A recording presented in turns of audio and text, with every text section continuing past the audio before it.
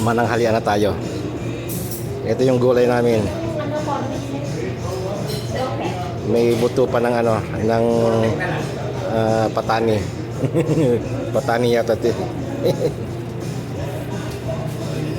Masaya sana dahil kanin, kaya lang fried chicken na naman. Ang wag na magkama tayong chicken. At saka itong ano, hipon na hinubaran, dinamitan din.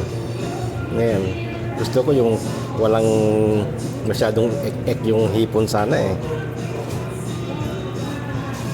At saka ito, tomato soup daw.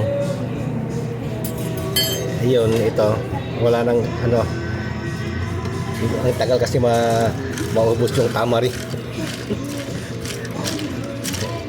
Para bumalik na yung ano, yung pineapple.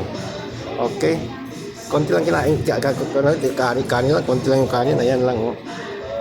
Kasi busog pa ako dun sa ano, sa area ko ngayon.